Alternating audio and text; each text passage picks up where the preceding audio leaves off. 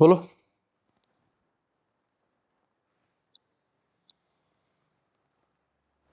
अहमद, जो कुछ भी हुआ वो सब भूल जाओ। सच तो ये है कि तुमसे बहुत मोहब्बत करती हूँ। जब से तुम्हें पहली बार देखा है मुझे तुमसे इश्क हो गया है। इसीलिए ये जिद छोड़ दो और शादी के लिए हाँ कर दो। सर मैं तुम्हें पहले भी बहुत दफा बता चुका। अहमद, मेरे पेरेंट्स जल्दी आ रहे हैं। उन्होंने मुझे बता दिया है कि वो 1 महीने बाद नहीं बल्कि नेक्स्ट वीक ही पाकिस्तान आ रहे हैं। इसीलिए देर मत करो और तैयारी करो शादी की। सहर मेरी बात सुनो। मियाँ और बीवी के बीच का रिश्ता मोहब्बत और अंडरस्टैंडिंग पर कायम होता है। जब तक दोनों एक दूसरे को समझ ना लें शादी नहीं करनी चाहिए। और सच तो यह है कि ना तो आज तक मैं तुम्हें समझ पाया हूं ना ही मोहब्बत कर पाया हूं। और मैं ये भी जानता हूं कि तुम्हारी और मेरी शादी एक नाकाम शादी साबित होगी। ये तुम क्या कह रहे हो अमर? मैं सच कह रहा हूं सहर। इस बात को तुम समझ लो और बेहतर यही है कि अपने लिए एक अच्छा लड़का ढूंढो, उससे शादी करो और वो तुम्हें खुश रखे। मैं तुम्हें कोई खुशी नहीं दे सकूंगा। याद रखना अमर, अगर तुमने मुझसे शादी करने से इनकार किया तो मुझसे बुरा कोई नहीं होगा। और तुम मेरा वो रूप देखोगे जो तुमने अब तक नहीं देखा। मैं तुम्हें किसी और का होने नहीं दे सकती।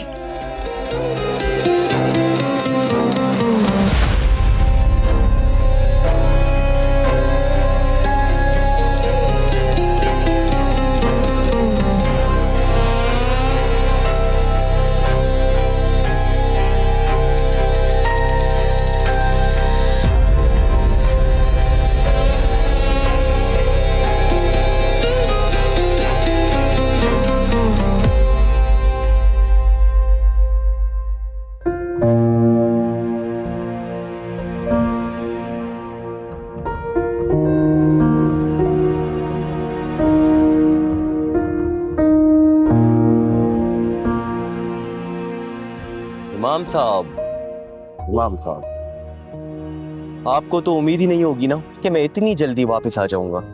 बेटा, खुदा का खौफ कर, अल्लाह की पकड़ बड़ी सख्त होती है। चुप करो।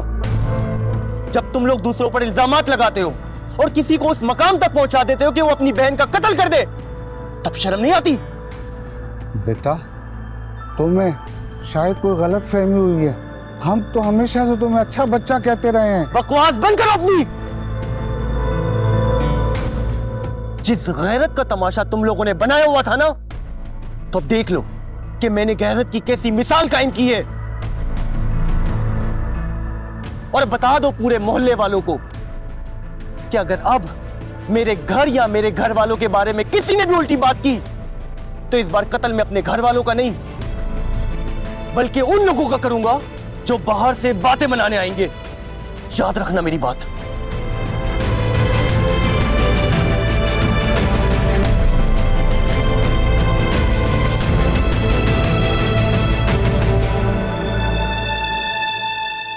अम्मी, बाबा, मेरे यकीन माने, जब से जुबैर रिहा होकर आया है मेरे दिल में एक अजीब सा खौफ पैदा हो गया है।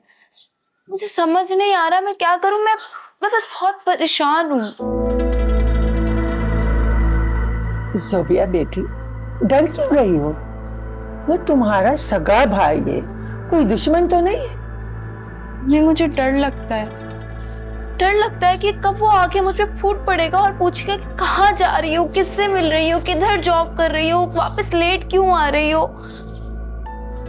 आपको तो पता है, आप लोगों ने उसका गुस्सा देखा हुआ है।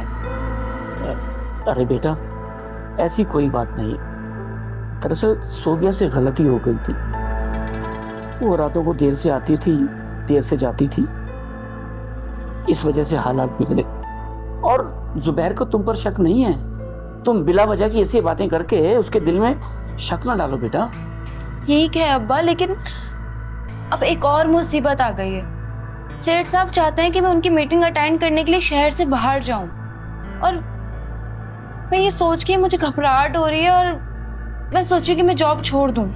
क्या जॉब छोड़ दोगी? तुम्हें जॉब छोड़ने की क्या जरूरत है बेटा? क्या पागल जैसी बातें कर रही हो? जोबिया बेटा, होश के नाखून लो। तुम अगर जॉब छोड़ दोगी तो फिर इस घर का खर्चा कैसे चलेगा? तुम जानती हो जुबैर अभी रिहा होकर आए हैं, उसे कौन सी जॉब मिलेगी और वो कौन सी जॉब करेगा, बताओ।